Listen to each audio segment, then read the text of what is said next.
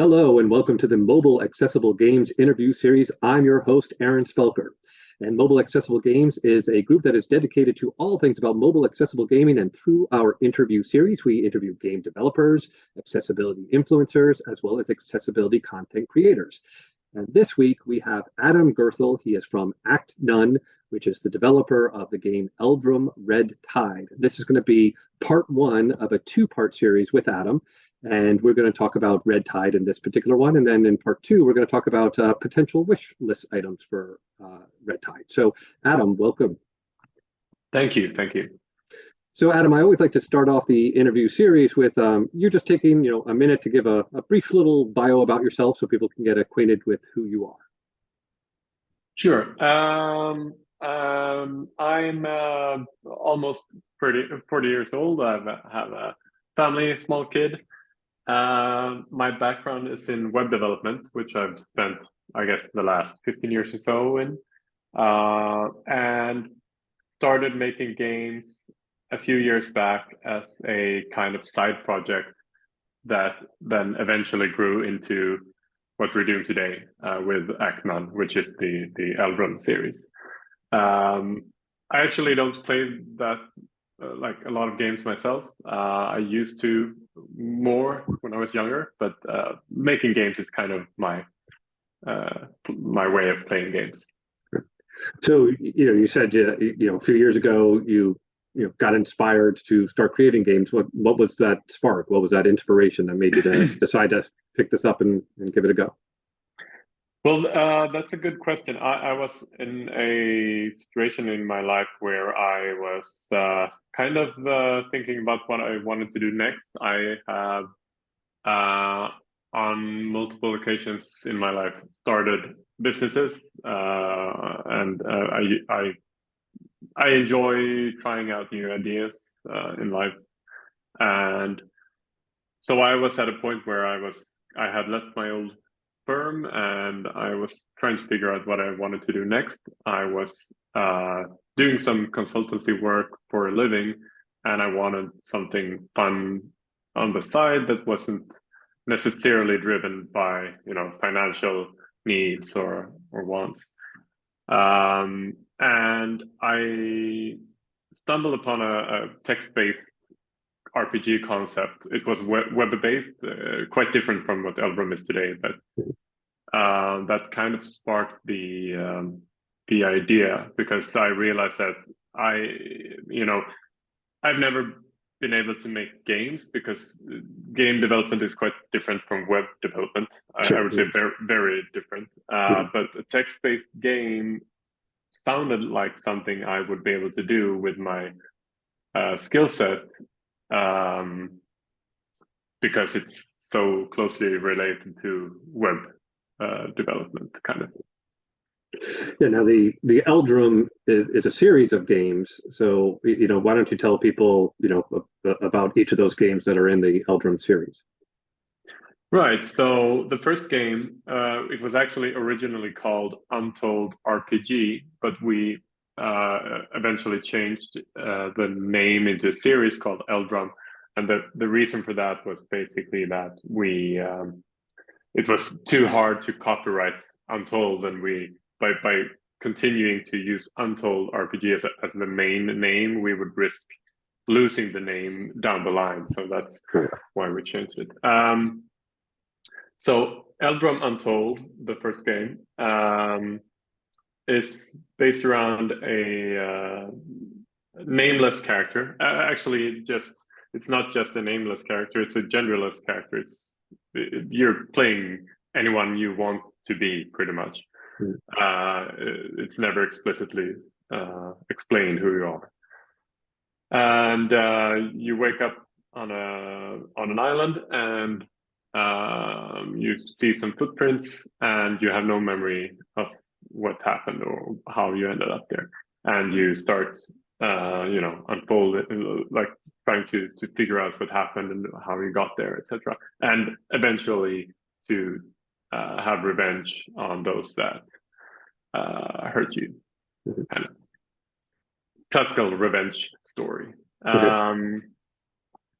And I should probably say, of course, that the Eldrum series it's a fantasy type setting. So it's like medieval fantasy, but pretty dark and grim, and it's low fantasy. So there's no elves, there's no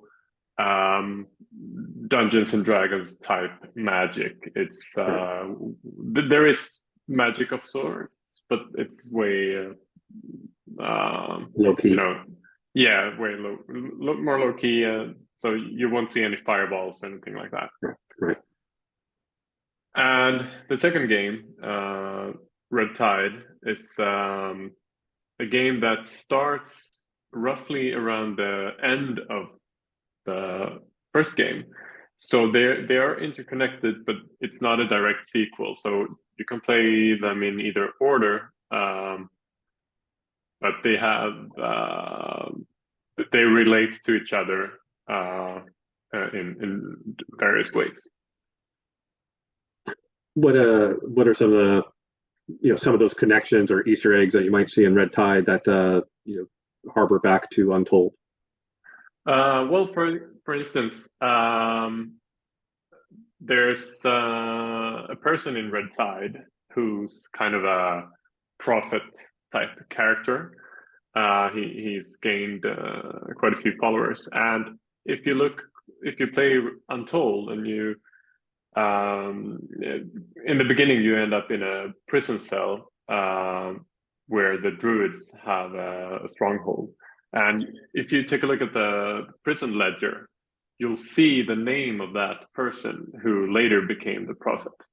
He's never he's never part of the Untold game, but his name is part of that prison ledger.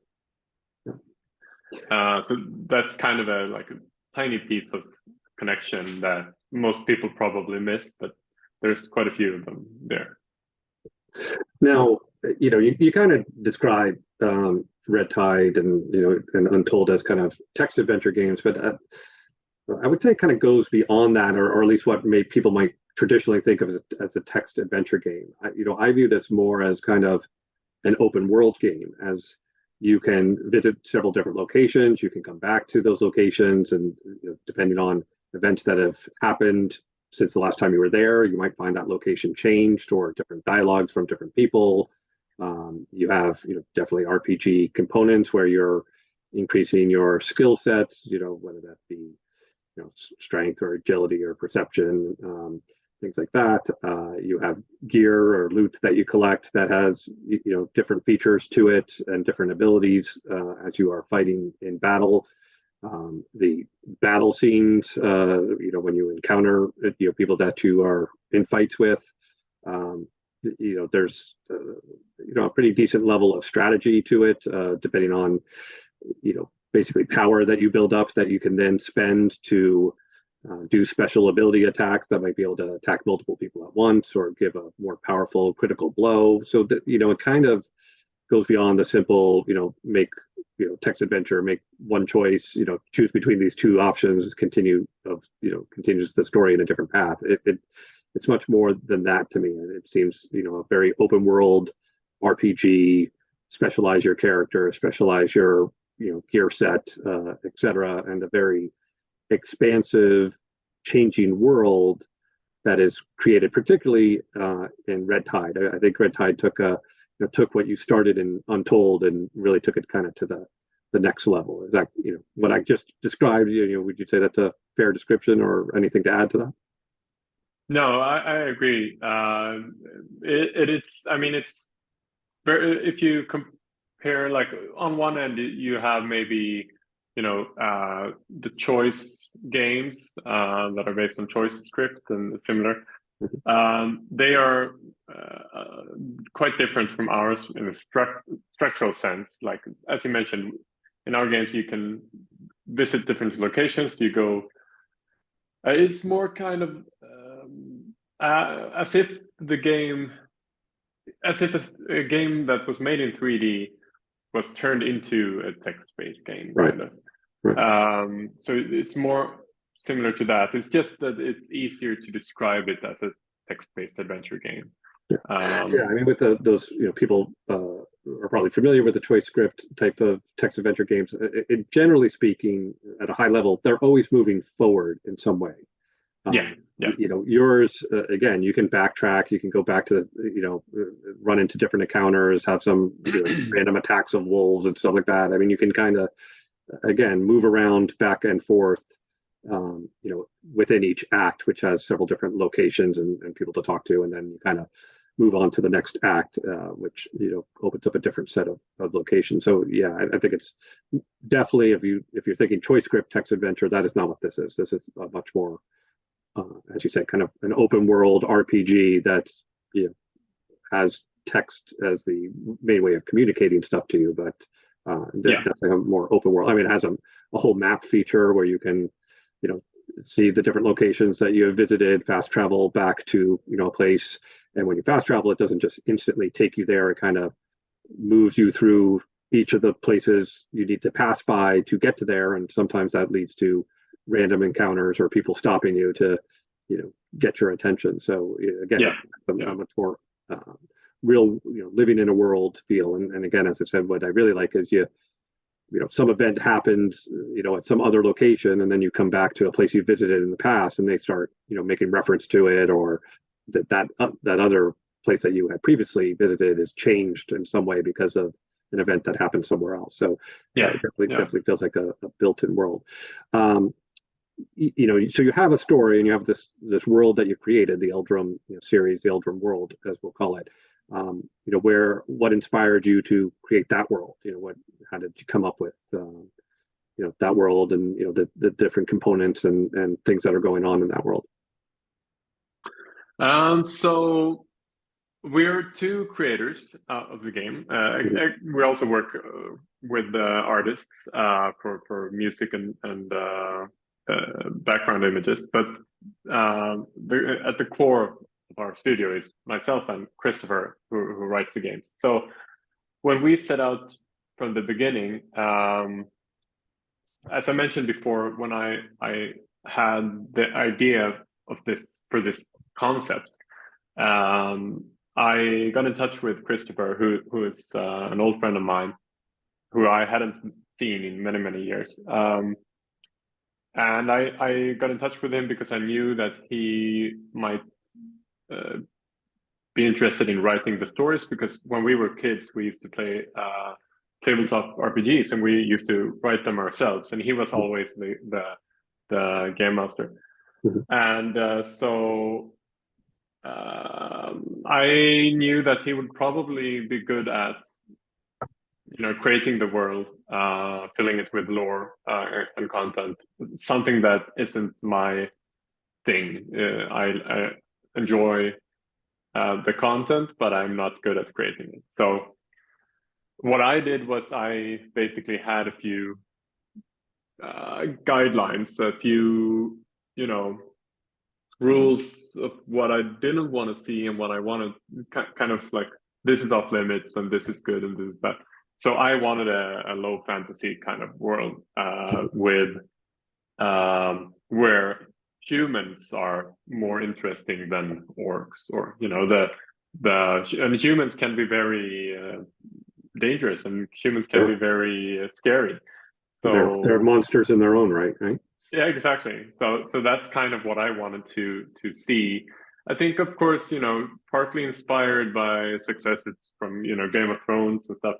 That's where a lot of stuff revolves around characters and interactions between humans, and I really wanted to see the smaller stories where it's not always epic, and where the main protagonist doesn't always have where there's not too much plot armor either, So with those, kind of limitations in place, Christopher started fleshing out the world. And we went through a lot of different ideas and scripts before we, picked the one that you see in Untold. And then, of course, from there it's evolved over time. Yeah, the interesting thing, and it really plays out when you kind of look at your achievement list. I feel like when I was in that world, that I was really having an impact on what that story was, and that I was, really changing the story based off actions I was taking. Not that you were, letting me do changes on the fringe, but really kind of driving me back to whatever story you want to told. I felt like there was a lot of agency I had in creating the story within Red Tide. And again, I think you can see that in the achievement list, because I did my first playthrough. I tried to explore absolutely everything that I could and talk to everyone I could. But based on some decisions that I made, some people wouldn't talk to me. And during that first playthrough, when I went to the achievement list, I saw that I only saw 65% of the game. And as I scrolled through the detail, there was many, a dozen, maybe more, maybe 20 different things that said, undiscovered, that I didn't even interact with this part of the game. And, as I'm going through my second time trying to make very, very different choices, I'm slowly ticking off, 66% complete, 67% complete. But, it's a slow thing. But the replayability, I think that achievement list really shows you that, the amount of replayability as you try to get to 100% and you try to see everything and you try to engage and solve things in different ways, or side with, different groups, which lead to, different quests or different actions to be taken. I thought that achievement list was exceptional and really sparked the replayability. So, maybe talk a little bit more about the achievement list that you put into the game and all the different content that's available there. Yeah, I'm happy to hear that, because it's something we've been wanting to do since we launched Untold, really. But and we will be adding achievements to Untold as well. But right now it's only available in Red Tide. Mm-hmm. We did it because we knew that there was a lot of players who didn't realize that there was, there was more content than they realized, basically. Mm-hmm. So we saw that quite often for Untold in reviews, for instance, that some players enjoyed the game but asked for, either more content or, the lack of replayability, etc. And they didn't realize what they had missed, because they simply didn't know that they had missed something. They thought they had seen it all. Right. I was definitely one of those people. I was like, I have, selected talked to every person, do every quest. Like when I saw that I only had seen 65% of the game, I was shocked. Literally shocked. and again, going through individual, if you haven't encountered somebody at all, it says undiscovered. If you've encountered them but didn't fulfill the quest or the requirements, it says discovered but not obtained, or whatever the exact wording is. So I had plenty of those where I was like, oh, well, I saw that person but I didn't complete whatever they wanted me to do. So again, I was really shocked. I think I would have been one of those people. I'd be like, well, I don't need to play it again. I've seen the story. I've seen everything that's available out there. Maybe there's a little ending at the end of slight little tweak at the end of whether you go down this one path versus this other path, but there's not much more for me to see. It really has brought me back to play the game again and then do a very different build. Like my first build was a main character who had a lot of strength and agility. I'm going to beat them up and I'm going to avoid all their attacks. And so this second build that I'm doing is like the polar opposite. I'm doing all charm and perception. And just to see, right. What might I be able to solve by charming people or observing something that maybe I didn't see the first time, because my stat and perception is higher than what it was. So and totally in a way to just get different content than what I saw the first time. Right. So that I think that achievement list was very, very smart on your end to show and prove to people, and get them come back 5-6 times. I imagine you have to play through more than once, more than twice, maybe more than 5 times to really get yourself to 100% to see everything. Like even on locations, I think there's 126 locations and I only saw 116 of them through my 2 playthroughs so far. So I'm still missing whole locations that I haven't seen, and I can't figure out like where did I not go, which is fascinating. So yeah, really really great. Now in that content, I mean, there is that people are going to play, and some people will only play once, and they're going to not see 35% of the content that you wrote. What is the most obscure, or is there something that's pretty obscure for someone to be able to obtain? They have to have just the right conditions and have made just the right choices to, get one of these achievements. Is there something that's really out there to try to get? Yeah, I mean, there's some stuff that's really like you're never gonna get that. Like for instance, there's one in particular, and this is not a big spoiler, so I think it's safe. But so in the dream sequence, like the beginning of the game, the prologue, prologue of sorts, with the city burning to the ground, and you're navigating through it as the enemy. Exactly. Yeah. There's a lot of delayed consequences there. So, for instance, if you save a woman and her child, that will open up something later on, and as a thank you.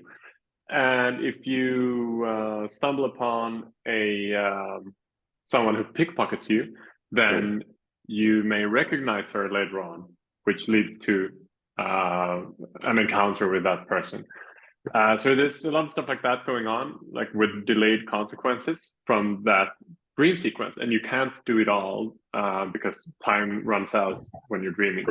Right. So you kind of have to, navigate that. And there's one place in that prologue where you can help out a few thugs. Kind of, it's a small gang called the River Mob, and they've plundered the toll house when you find them, and it's crashed because of the catapults. The city is under siege. So and if these are not the thugs or the looters at your house. This is something different. Oh, okay. I don't think I've seen this. Oh. So if you there are multiple different ways of dealing with them and multiple different outcomes because of that. So you might find them later in the game, way later actually. In the second act, you might stumble upon them, and they might be hostile and they might be friendly. It depends on how you engage with them in the dream sequence, because they will remember you. Right. And a lot of people ask, how do I find the lockpick? Like in the game, you will encounter a few places where you need a lockpick to open a door. It's nothing. It's not part of. It's purely optional, like extra content that you never have to have a lockpick. Yeah, well, I think the lockpick is one of the most valuable things that you get in that game, because there's so many doors and locked chests and stuff that you can get access to if you have that lockpick. Right. So it's a popular item to obtain, but there's generally there's one way of getting that lockpick, but in fact there are actually two, but most people only refer to one of them. But the second one is very obscure because it has to do with the River Mob and meeting them way later in the game. At which point the lockpick is less useful, because if you didn't get it content, yeah, exactly.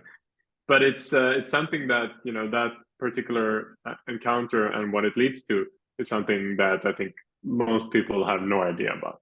But we've tried to, going back to the achievements, we've really tried to make the achievements list include all of these things. So you will, if you plan on reaching 100%, then you will have to have interacted with the River Mob in the dream, and you will have to encounter them later on in the game. Right. So that's kind of a way for us to right, tell the player that. Yeah, which might also not be the best advantageous playthrough, because you've missed a lot of lockpick content earlier, but if you want to get the 100%, you have to kind of suffer that missed out loot, if you will, to get the 100% achievement. Yeah. Let me ask you this question, and I'll try not to give too much away here, but and I guess it's Act 1, if you will, after the dream sequence. That's the prologue, right? So in Act 1, there's a person kind of standing by himself that you engage with, and you're trying to either encourage him to do something or you fight him.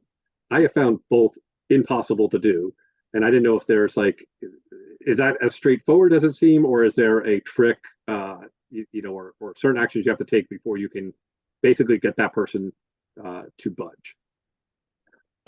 So you can actually smooth talk him, although I don't know. Is that like a high charm? I don't remember, to be honest. But I know that you can convince him to leave the place. The other option is definitely doable, but it's the most difficult fight in Act 1 for sure. Right. And then same sort of thing in Act 3. There is you have to have, let's just say you have to have some special equipment to get to this person at the very end of Act 3. Right. This monster at the end of Act 3. And I mean, I don't know how you beat that person. They're so strong, and even at the end of the game, as strong as I was, I didn't even get close to beating that person. So is that, again, is there a trick to that one, or is that just get luck at the fight? Well, so something we learned when we released Untold was that players will always find a way. So sometimes when I create, when we make these harder fights, I will either make it super hard and see if players find a way. I haven't beaten him. I have now, but I actually didn't during development. I had no idea how anyone would beat him. Do you just see that someone beat him, or can you see how they beat him? I can see that someone did, but not how. But of course, we have a Discord server, so we have a vibrant community there, or at least somewhat vibrant. And so I know I know the strategies because we've had so many players come through and they help each other and talk about the different strategies. So I know by now exactly what they're doing in order to beat those difficult bosses. I should say, of course, that these are optional bosses. Yeah, it should be so, because they help in the achievement list. There's kind of beat the most difficult people in the game, and it has a list of people for you to beat. That's one of them. Are any of the content behind a min-max skill set? So you're meaning you have to put all of your points in strength in order to be able to engage with this particular item, or you need to have all points in agility to be able to scale a wall or something like that. If you put even 1 point somewhere else, you're not going to see some content. Is there anything that's kind of behind that extreme of build? No, I think the highest stats check is maybe 8, and then there's a few at 7. Okay. That's still pretty high, because I can't remember. I think my character only got to 11 or 12, maybe 13. I forget what the the highest level I think anyone has reached 19. 19. Wow. So they just kept going back and looking for random wolf encounters, right? But they end. I mean, there's a finite number of those encounters. So really interesting. It's all about figuring out. There's some people have figured out the optimal experience route through the game, and as I was saying, we either make the bosses super harder, so that we even can't beat them ourselves, and then someone will figure out how to do it, or we purposefully add a strategy. Like there's a boss encounter in Act 2, which is I guess I would call it, her semi-optional. You can skip that fight, but then you'll have another fight which is potentially more difficult. So and that's one of the places where a lot of players stumble. And in that particular case, there's a few tricks that you can do that are available to pretty much any player if they're keeping track of what you can do in combat, what different skills there are, and if you're if you notice how your opponent reacts to different things, then you will figure out these things. So we try, of course, to make sure that there are strategic ways of defeating. It shouldn't be just random or luck. Right. Do you have a particular weapon or weapon and shield kind of combination that you think is the best combination to get in the game? Well, I like quite a few different weapons. I like there's a few staffs. Like there's one you can get at the trading post in Act 2, but then you get an upgrade if you decide to not let a certain person live in the third act. Mm-hmm. But I know that the most popular for the best builds is the Blackstone dagger, along with the shield, the scutum. I'm not sure about the pronunciation. Is it scutum? Okay. Which is both are obtainable in Act 3 and very difficult to, like, you have to do certain things to be able to get them. Yeah, I found, I forget which weapon it is off the top of my head, but I know I had some weapon that did like riposte and bleed, and that was just epic. You had the people bleeding, and then anytime they hit you countered. That I found to be a pretty powerful weapon that I used towards the end of the game, which I think I got in Act 3. I think I got that weapon in Act 3. Right. Now, when you're creating Eldrum, the Eldrum series, Untold and Red Tide, what program are you using to create kind of this open world text RPG adventure? So, as I said, my background is in web development, so I've pretty much used the tools I already knew.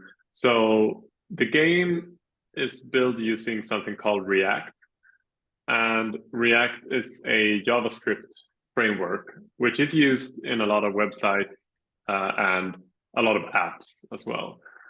So you can use React to create websites or React Native, as it's called, to make iOS and Android apps. Now, React has never been intended to be used to make games. It's made to do apps and websites. Because I think this is a pretty solid build of a game for something that isn't made to make games. Yeah, well, React is very solid to use. It's just that you can't really you can't make a 3D game, and you don't get any game related features out of it. So we've built the game engine from scratch using JavaScript and React pretty much. Is that infrastructure that you built, is that reusable, or if you were creating another low fantasy game, different story, but one of the same sort of mechanics, are you having to build that completely from scratch, or can you use what you've already built in Red Tide to kind of do that next type of game? It's reusable. So we also have a web-based editor, which I've also built for this. So Christopher, when he adds the content to the game, he goes to the web editor and enters the narrative, the texts for the scenes, adds the options to each scene, etc. And he does all that in a graphical interface on a website, pretty much. Mm-hmm. So, and then the game's engine downloads and reads that data, that content, and presents it. Hmm. So it's definitely reusable. So is it reusable? Is it reusable in a way that you could sell the structure? Hey, other people want to create games. Here's this type of game. You could sell that as a package for other game developers that who may not know coding very much, but could input the stuff in the website with the content and the choices, and let all the the application pull it all in where it needs to pull it all in. Yeah, it's definitely doable. We've kind of. I think the main reason we haven't really gone that way, like trying to find other users for the software, is because that's not our focus. We want to make games. We enjoy making our games, and there's quite a bit of work that we would need to put in, especially like if we wanted to open source it, for instance. You would have to write good documentation. You would have to make sure that it's like clean up all the Eldrum specific stuff and maybe make it more modular.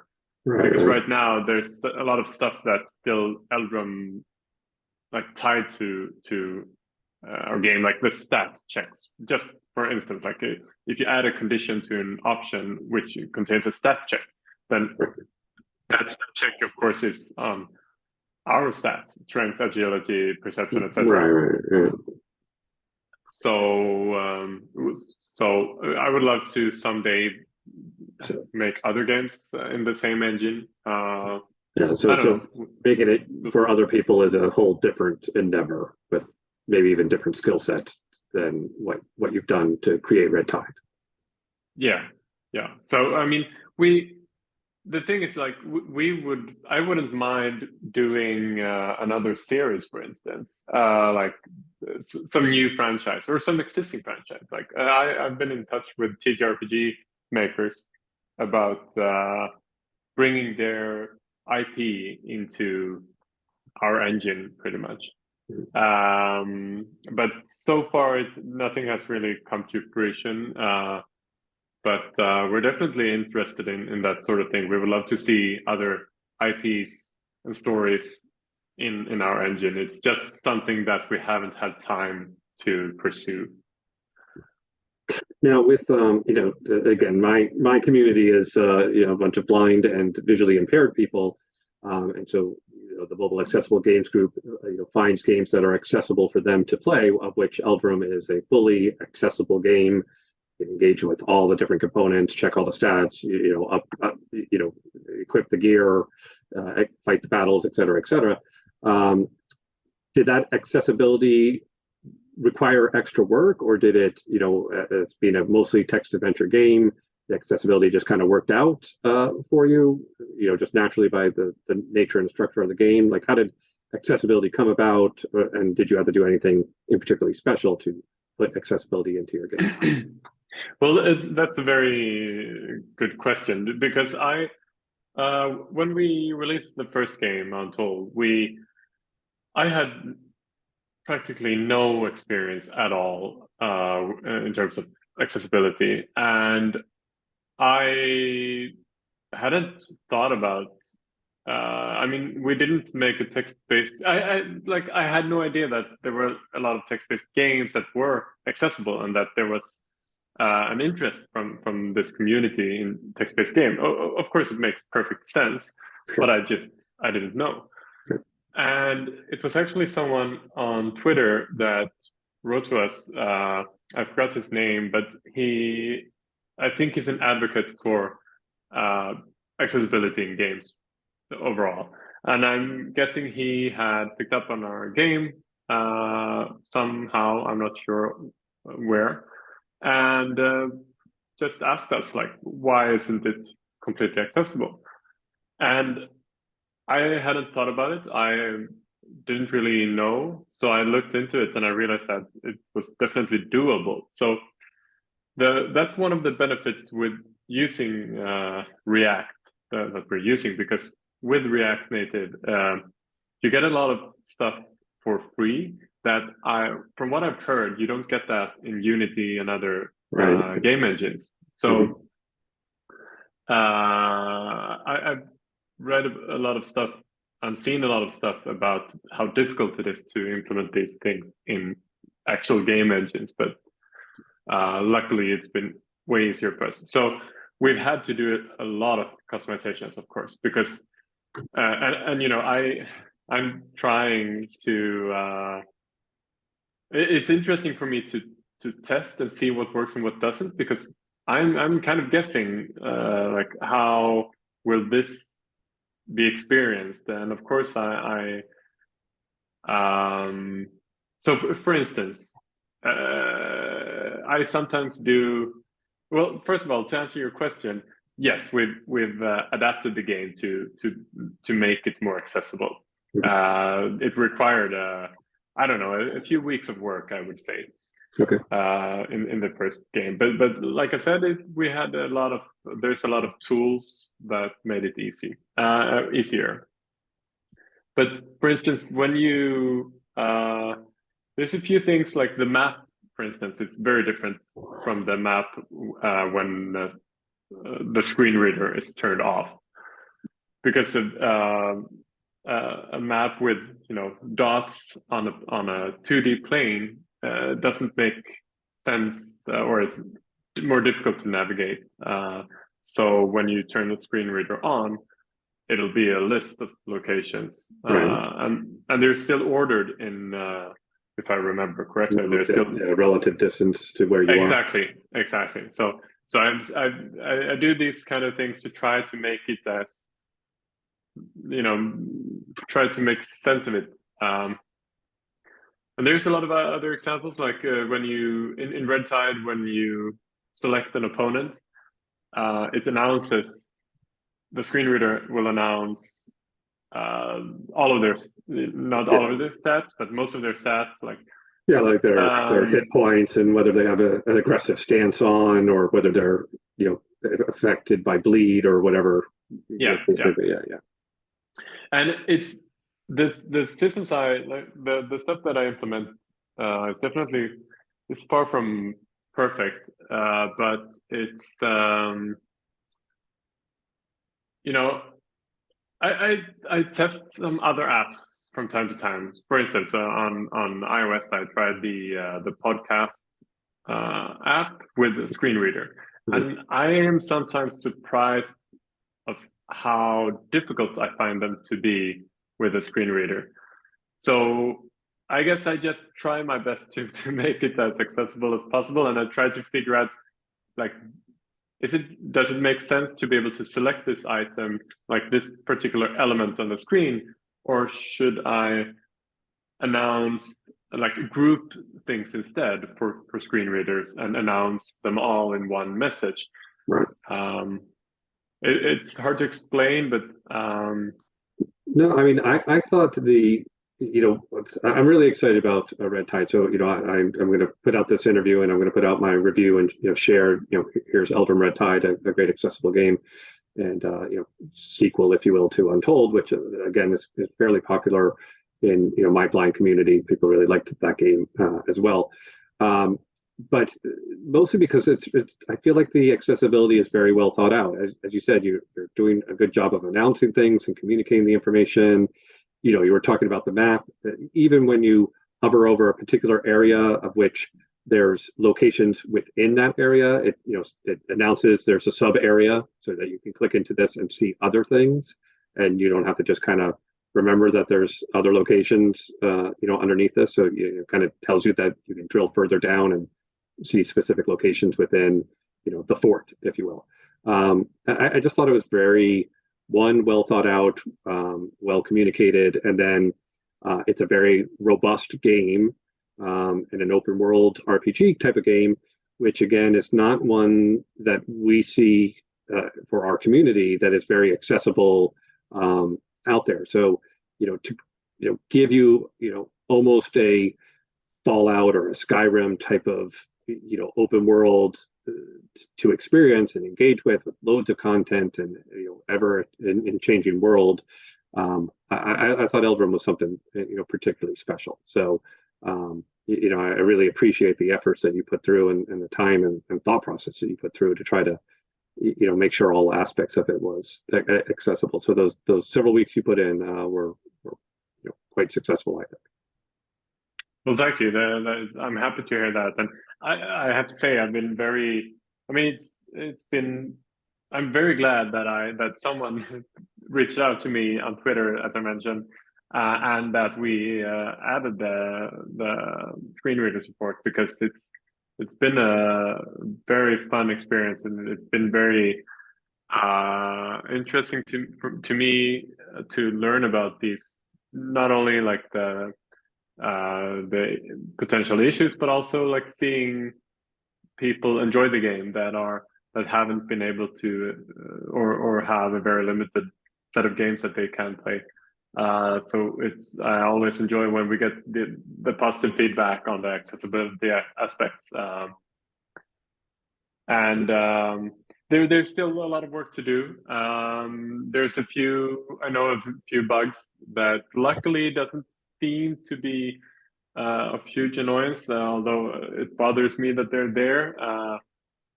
Some stuff that are like kind of out of our reach, but that we're hoping that the React native developers will be able to fix. But we will definitely continue improving, and we will definitely listen to feedback on what can be improved. And we've done quite a few changes. There's some people on our Discord community, on our Discord server, who will from time to time let us know if there's anything in regards to screen readers. Now, I think you said it's yourself and Chris are the primary people who have created Red Tide, as a primarily two-person team. How long did, from start of concept to putting it out on the App Store, how long was that process for you guys? I got in touch with him in November of 2017, and we released the first game in March 2020. So there was almost the first game meaning Untold. Yes. Okay. And then so there was almost 2.5 years in between those dates, but the first year we were not very productive. We sometimes maybe spent one day in a week, or one day every other week getting something done. At that point, we were just prototyping. So I would say the first Untold took about a little over a year, I would say, from start to finish, with a lot of crunch at the end. What about Red Tide? Red Tide actually took longer, and we didn't think it would, because we figured now we have the engine, we'll just reuse it, and it'll be. Well, there's a lot more content, I think, in Red Tide than Untold. Yeah. So I mean, one of the things that some players critiqued was that Untold was short. Right.